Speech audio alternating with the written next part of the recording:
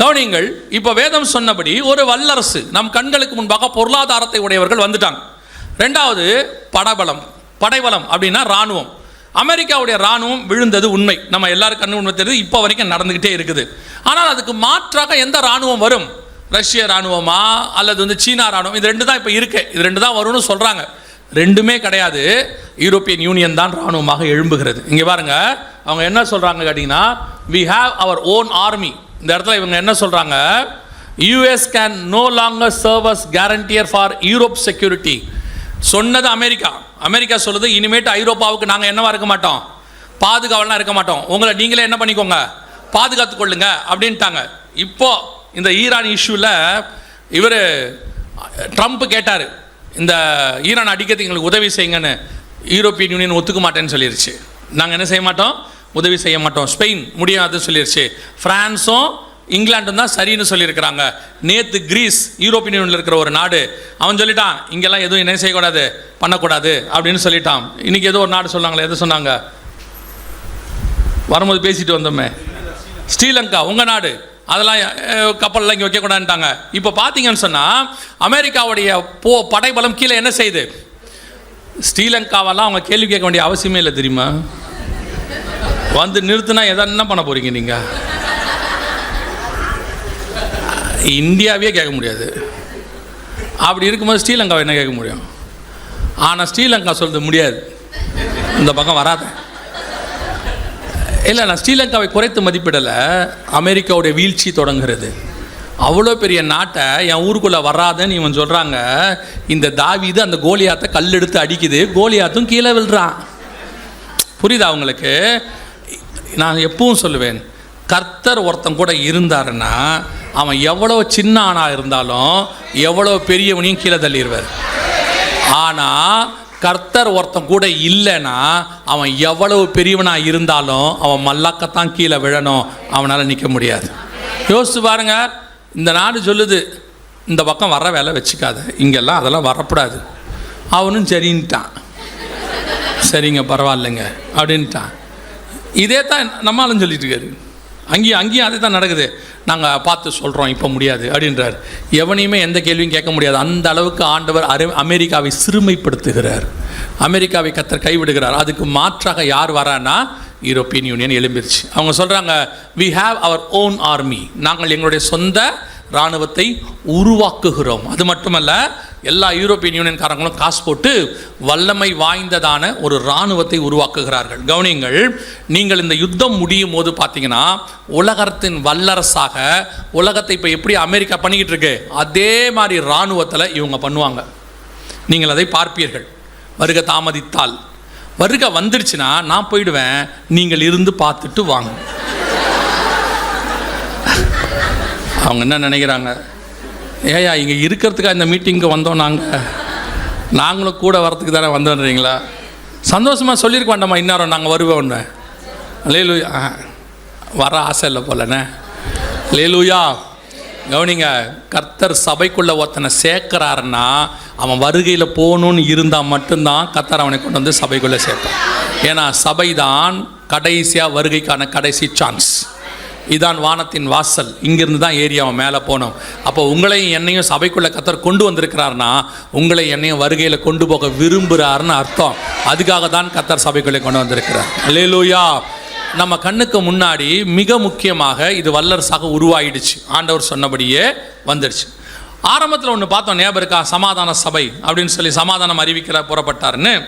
அதே மாதிரி இன்னொரு காரியம் இப்போ நடக்க ஆரம்பிச்சிருக்கு. இதுவும் மிக முக்கியமான ஒரு விஷயம்தான். என்ன அப்படின்னு கேட்டிங்கன்னா, முதல் உலக யுத்தம் முடிஞ்ச உடனே முதல் சமாதான சபை ஸ்தாபிக்கப்பட்டது. அதுக்கு பேர் லீக் ஆஃப் நேஷன்ஸ் அப்படின்னு பேர். இதுக்கு பேர் லீக் ஆஃப் நேஷன்ஸ் அப்படின்னு சொல்லுவாங்க. இது லண்டன் தான் அப்போ வல்லரசு, அதனால் லண்டனில் தான் ஸ்தாபித்தாங்க. அப்புறம் ஜெனீவாவுக்கு மாற்றிட்டாங்க, சுவிட்சர்லாண்டில். நிறைய விஷயம் கேள்விப்படுவீங்களே, ஜெனீவா ஒப்பந்தம்னு சொல்லுவாங்கள்ல, அது இதனால தான், இவங்க பண்ணுறது தான். அப்புறம் செகண்ட் வேர்ல்டு வார் வந்துச்சு. செகண்ட் வேர்ல்டு வார் வந்த உடனே இவங்களுடைய வல்லமை போயிடுச்சு. ஏன்னா இவங்களுடைய வேலையை சமாதானம் பண்ணுறது. அப்படி சமாதானம் பண்ணுற வேலையை இவங்க செய்யாட்டி உலக யுத்தம் வந்துடும். ஸோ ரெண்டாவது உலக யுத்தம் வந்துருச்சுன்னா இவங்க என்ன பண்ணலைன்னு அர்த்தம், சமாதானம் பண்ணலைன்னு அர்த்தம். ஸோ முடிஞ்ச உடனே என்ன பண்ணாங்க, ரெண்டாவது சமாதான சபை ஸ்தாபிச்சாங்க. அதுக்கு பேர் யுஎன், யுனைடெட் நேஷன்ஸ், ஐக்கிய நாடுகள் சபைன்னு பேர். இப்போ நல்லா கவனிச்சிங்களா, இந்த நாடால் யாருக்கும் என்ன பண்ண முடியல, சமாதானம் பண்ணவே முடியல. எல்லா நாடும் எங்கே போயிட்டே இருக்குது, சண்டை போட்டுக்கிட்டே இருக்கு. இப்போ 3வது சமாதான சபை வருது. அதுக்கு பேரே போர்ட் ஆஃப் பீஸ் அப்படின்னு உருவாக்கி இருக்கிறாங்க. இது ட்ரம்ப் உருவாக்குனது. அதுக்கு பேர் போர்ட் ஆஃப் பீஸ் அப்படின்றார். இப்போ 3வது சமாதான சபை ரெடி ஆகுது. ஆனால் இது இருக்குமா இல்லையான்னு எனக்கு தெரியாது. ஆனால் கண்டிப்பாக இன்னொரு சமாதான சபை வரணும். அதுக்கு பேர் சமாதானம் தான் இருக்கணும். ஏன்னா பைபிள் சொல்லுது, சமாதானத்தை அறிவிக்கிறவனாய் புறப்பட்டான் அப்படின்னு. இப்போ ட்ரம்ப் ஸ்தாபிச்சிருக்கிற ஐநாவுக்கு பதில் ட்ரம்ப் கொண்டாந்துருக்கிறது என்னன்னு கேட்டிங்கன்னா, போர்ட் ஆஃப் பீஸ்னு ஒன்று கொண்டாந்துருக்கிறார். ஸோ 3வது சமாதான கூடுகை உருவாக்கப்பட்டாகி இருக்குது. இதுவே கூட அடுத்த லெவலுக்கு போகலாம், அல்லது இதுக்கு மாற்றாக ஒன்று வரலாம். ஆனால் கண்டிப்பாக இன்னொரு சமாதான சபை வருகிறது. வேதத்தில் சொன்னபடியே அத்தனை காரியங்களும் துல்லியமாக நம் கண்களுக்கு முன்பாக நிறைவேறி முடிச்சிருச்சு. ஆண்டவர் சொன்ன 10 நாடுகள் கூட்டமைப்பு, 10 நாடுகள் அமைப்பு நம் கண்களுக்கு முன்பாக இருக்கிறது. இவர்கள் வல்லமை அதிகாரத்தை பெற்றுக்கொண்டார்கள். இவர்கள் ஒரே யோசனை உள்ளவர்கள். ஒரே கரன்சி சொன்னோம் இல்லையா, ஒரே கரன்சி, ஒரே பொருளாதாரம், ஒரே இராணுவம், ஒரே வீசா. இப்போ நீங்கள் பார்த்தீங்கன்னா இந்தியாவிலேருந்து, இப்போ ஜாஃப்னாலேருந்து இந்தியா போகிறதுக்கு ஒரு 1/2 மணி நேரம் கூட ஆகாது. ஃப்ளைட்டில் போகிறதுக்கு பார்த்தீங்கன்னா ஆகாது. ஆனால் வீசா எடுத்தால் தான் அங்கே போக முடியும். அதே மாதிரி இங்கே வரணும், என்ன எடுக்கணும், வீசா எடுக்கணும். ஆனால் அந்த 28 நாட்டுக்கும் வீசாவே கிடையாது. ஒரு நாட்டுக்குள்ளே அவங்களுக்குள்ளே எங்களுக்குள்ளே யார் வேணால் எங்கே வேணால் என்ன செய்யலாம், போகலாம். ஒருவேளை நம்ம போகிறோன்னு சொன்னால் அந்த வீசாக்கு பேர் ஷெங்கன் வீசான்னு பேர். அதை நீங்கள் எடுத்துட்டிங்கன்னா, ஒரு நாட்டுக்குள்ளே எடுத்திங்கன்னா 28 நாட்டுக்கு எங்கே வேணாலும் ட்ராவல் பண்ணலாம். There is no border. அவங்களுக்குள்ள என்ன கிடையாது, பார்டர் கிடையாது. காரில் நீங்கள் பாட்டு எங்கே வேணாலும் போகலாம், வரலாம். ஜெர்மனிலேருந்து ஃப்ரான்ஸ் போகலாம், ஃப்ரான்ஸ்லேருந்து லக்சம்பர்க் போகலாம், கார்லேயே போகலாம். எங்கேயும் நிறுத்தி உங்களை என்னெல்லாம் பண்ண மாட்டாங்க, நீ எந்த ஊருக்காரெல்லாம் விசாரிக்க மாட்டாங்க. சந்தேகம் வந்தால் கேட்பாங்க. அதை தவிர்த்து எங்கேயும் நிறுத்தி உங்களை பார்டர் செக் பண்ணுறதுலாம் ஒன்றுமே இருக்காது. ஒரு இடத்துல இறங்குனீங்கன்னா எங்கே வேணாலும் ட்ராவல் பண்ணலாம். ஒரே யோசனை உள்ளவர்கள், ஒரே வல்லமை, ஒரே அதிகாரம், ஒரே விசா, ஒரே இராணுவம் எல்லாம் வந்துருச்சு. கரெக்டாக 10 நாடுகள் ஆண்டவர் சொன்னபடி துல்லியமாய் சமாதானத்தை அறிவிக்கிறவர்களாய் புறப்பட்டிருக்கிறார்கள். ஆண்டவர் சொன்ன அத்தனை விஷயங்களும் நம் கண்களுக்கு முன்பாக நிறைவேறி. ஒரு சிட்டி, நகரம். எப்படிங்க சொல்கிறீங்கன்னா, அதே 17-18 வாசிங்க பாப்போம். நீ கண்ட சிறியானவள் பூமியின் ராஜாக்கள் மேல் ராஜ்யம் பாரம் பண்ணுகிற மகா நகரமே யாம் என்றார். அப்ப சிட்டினா என்ன, நகரம். மிருகம்னா என்ன, ராஜ்யம். அப்போ கடைசி காலத்தில் ஒரு ராஜ்யம், ஹெட் குவார்ட்டர்ஸ், இந்த 10 நாடுகளோடு கூட இருக்கக்கூடியதான ஒரு ராஜ்யம். இது என்ன செய்யுமா, ஒரு அடையாளத்தை அவர் பார்க்குறார். யார் பார்க்குறா, யோவான் பார்க்குறார். பார்த்தா ஒரு ஸ்திரீ மிருகத்தின் மேல் ஏறி இருக்க கண்டேன் அப்படின்னு பார்க்குறார். இப்போ இந்த 10 நாடுகள் கூட்டமைப்புக்கும் ஸ்திரீ மிருகத்தின் மேலே ஏறி உட்காந்துருக்கிறதுக்கும் என்ன சம்பந்தம்? இவர் பார்த்தது இன்னிலிருந்து 1900 வருஷத்துக்கு முன்னாடி பத்மு தீவில் தனிமை சிறையில் இருக்கும்போது கத்தர் காட்டின தரிசனம். ஆனால் இவர் பார்க்குறாரு, அந்த ஸ்திரீயை பார்த்தோன்னா ஆச்சரியப்படுறாருன்னு இருக்கு கீழே 6வது வசனத்தில். அந்த ஸ்திரீயை பார்த்தோன்னா என்ன பண்ணுறாரு, ஆச்சரியப்படுறாரு. இது என்னங்கிறத உங்களுக்கு அடுத்து சொல்கிறேன். ஆனால் இப்போ இந்த யூரோப்பியன் யூனியன் இருக்காங்கல்ல, 10 நாடுகள் கூட்டமைப்பு, இவங்களுடைய சின்னம் இருக்குல்ல, சிம்பல். ஒவ்வொரு நாட்டுக்கும் இப்போ உங்களுக்கு வாழேந்திய சிங்கம் இருக்குல்ல, அதான் உங்கள் நாட்டுடைய சின்னம். அதே மாதிரி இந்த யூரோப்பியன் யூனியனுடைய சிம்பல் பாருங்களேன். இதுதான் யூரோப்பியன் யூனியனுடைய சிம்பல். இதுதான் யூரோப்பியன் யூனியனுடைய சிம்பல். யூரோப்பியன் யூனியன் முழுக்க எங்கே போனீங்கன்னாலும் இந்த சிம்பலை நீங்கள் பார்க்க முடியும். நான் ஒவ்வொன்றா சொல்கிறேன். அது அந்த பக்கம் இருக்கிறது அவங்களுடைய மாதாந்திர சஞ்சிகை, மந்த்லி மேகசின். அது கீழே இருக்கிறது வந்து அவங்களுடையதான புக்கில் வரக்கூடியது. இந்த இடத்துல இருக்கிறது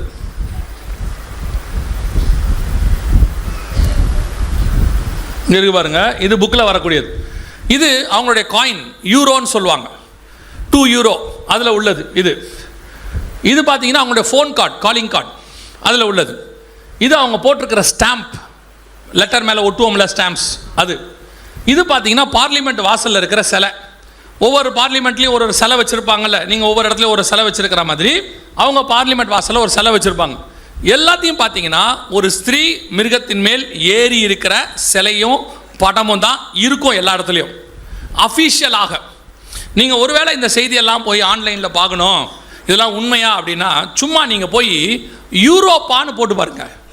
யூரோப்பான்னு போட்டாலே ஒரு ஸ்திரீ மிருகத்து மேலே உட்காந்துருக்கிறதா வரும். கூகுள் இமேஜஸில் போய் போட்டு பாருங்கள். யூரோப்பா அப்படின்னு போட்டால் ஒரு மிருகத்து மேலே ஒரு பெண் உட்காந்துருக்கிறதான அடையாளத்தை தான் உங்களுக்கு வரும் எங்கே பார்த்தாலும். அது இப்போ நீங்கள் பார்க்குறது இப்போ.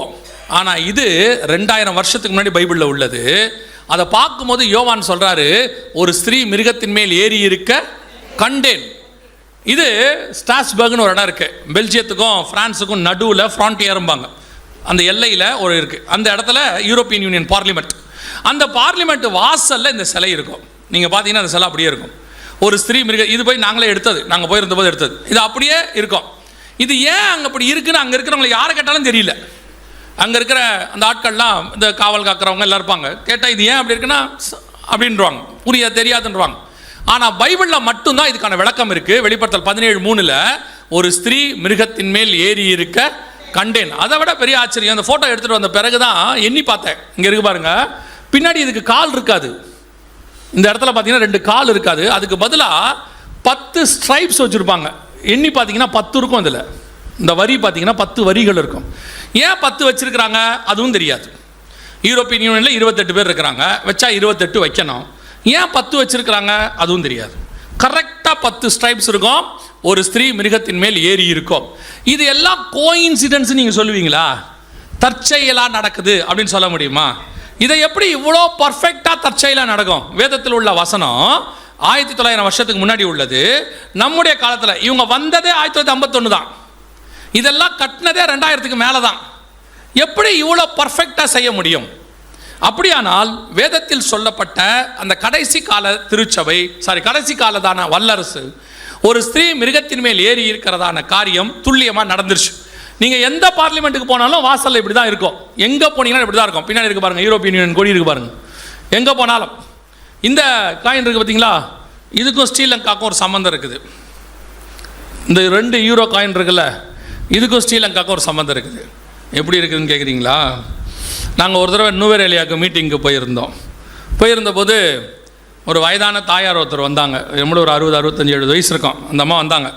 அவங்களுடைய பிள்ளைகள் வீடு வந்து யூரோப்பில் இருக்குது. அவங்க ரெகுலராக அந்த மெசேஜெலாம் பார்ப்பாங்க போல். பார்த்துட்டு நுவரேலியா மீட்டிங்க்கு வரும்போது வந்துட்டு உங்கள் செய்தியெல்லாம் பார்க்குறேன், நான் யூரோப்பாவுக்கு போயிருந்தேன், என் பிள்ளை வீட்டில் நானும் நீங்கள் சொன்னீங்கன்னு சொல்லி இந்த 2 யூரோவில் இருக்கிற காயின், இந்த மாதிரி காயின்ஸ் எல்லாம் கலெக்ட் பண்ணேன், மொத்த காயினையும் நான் கலெக்ட் பண்ணேன், எதுலேயுமே ஒரு ஸ்திரீ மிருகத்தின் மேல் ஏறி இருக்கிறது இல்லை. அதனால் இது எங்கே இருக்குது, ஒரு காயின்லேயே அது இருக்க வேணாமா அப்படின்னு சொல்லி அவங்க கேட்டாங்க. நானும் அது வரைக்கும் ஐரோப்பா போனதில்லை, வேலை பார்த்ததோடு சரி. நான் போனது இங்கிலாந்து, அங்கே யூரோ காயின் கிடையாது. ஸோ எனக்கும் தெரியாது. அப்போது அவங்க சொன்னாங்க எங்கே இருக்குது பாருங்கள் அப்படின்ட்டு சொன்னவங்க சும்மா இல்லாமல் அவங்க கையில் இருந்த மணி பர்ஸ், அந்த பர்ஸ் இருக்கும்ல வேலெட்டு, அதுலேருந்து எல்லா காயினையும் என் கையில் கொட்டிட்டாங்க. பாருங்கள் இதில் எங்கே இருக்குன்ட்டு. எடுத்தால் முதல் காயினே இந்த காயின் தான் வந்துச்சு. எடுத்தோடனே முதல் காயின் பார்த்தா அதில் ஒரு ஸ்திரீ மிருகத்தின் மேல் ஏறி இருக்கிறது இருந்துச்சு. அப்போ அந்த அம்மாட்ட சொன்னேன், இந்த காயினில் இருக்குதே அப்படின்னு கேட்டேன். அப்போ அவங்க சொன்னாங்க, 1 வருஷமாக கையில் வச்சுருக்கேன், நான் பார்க்கலையேன்னாங்க. அப்புறம் உங்களுக்கு அது வேண்டாம், என்கிட்டே கொடுத்துருங்க, நீங்கள் தான் பார்க்கலையே, நான் வச்சுருந்தா 4 பேருக்கு காட்டுவேன்னு சொன்னேன். அப்போ இந்த காயின் வந்து எனக்கு ஸ்ரீலங்காவில் கிடச்சிது, யூரோப்பாவில் கிடைக்கல. அந்த காயினை தான் ஃபோட்டோ எடுத்து நான் என்ன பண்ணியிருக்கோம் இங்கே வச்சுருக்கிறோம். நீங்கள் எங்கே போய் பார்த்தீங்கன்னாலும் ஒரு ஸ்திரீ மிருகத்தின் மேல் ஏறி இருக்கிறதை உங்களால் பார்க்க முடியும். அதுலேயும் பர்டிகுலராக அந்த ஸ்திரீயை கவனிச்சு பாருங்கள், எல்லாத்துலேயும் கவனிச்சு பாருங்கள். அந்த ஸ்திரீ ஒரு ஆக்ரோஷமாக இருக்கிறத நீங்கள் பார்ப்பீங்க. முடியெல்லாம் பறக்க இந்த இதுலேயும் இருக்கும், இதுலேயும் இப்படி தான் இருக்கும், எதில் பார்த்தாலும் அப்படி தான் இருக்கும். ஏன் அப்படி இருக்குது அப்படின்னா அதுக்கு விளக்கமே இவங்ககிட்ட இருக்காது. ஏன் இப்படி? பொதுவாக ஒரு ஸ்திரீயை போட்டால் அழகாக முடிவாரி தானே போடணும். அவங்க அப்படியே பார்க்குறாங்க, தலைவாரியாக போடணும், சரி வாரணும். ஆனால் இங்கே பார்த்தீங்கன்னா முடியெல்லாம் ஆக்ரோஷமாக பறக்கிற மாதிரியே இருக்கும். இதுலேயும் அப்படி தான் இருக்கும், இதுலேயும் அப்படி தான் இருக்கும், எங்கே பார்த்தாலும். இது ஏன் அப்படி இருக்குது அப்படின்னு பார்த்தீங்கன்னா வசனத்தை வாசிங்க, வெளிப்படுத்தல் 17:6 வாசிங்க பார்ப்போம். அந்த ஸ்திரீ பரிசுத்தவான்களின் இரத்தத்தினாலும் இயேசுவின் சாட்சியின் இரத்தத்தினாலும் எப்படி இருக்காங்க? இதைத்தான் சொன்ன, மிகப்பெரிய உபத்திரவ காலம் ஒன்று வரப்போகிறது. சாட்சியின் வசனத்தினாலும் இயேசு கிறிஸ்துவின் பற்றிய இரத்தத்தினாலும் அவங்க எப்படி இருக்கிறாங்களாம்? மிகப்பெரியதான ஒரு உபத்திர காலம். சபையை பார்த்தாலே அடிச்சு நொறுக்கிற காலம், கிறிஸ்தவர்களை கண்டா கொலை பண்ற காலம் ஒன்று வருகிறது. அது வசனத்தின்படி இது வந்து உபத்திரவ காலம்னு நம்ம சொல்றோம். அதை செய்ய போறது யாருன்னா இந்த கவர்மெண்ட்.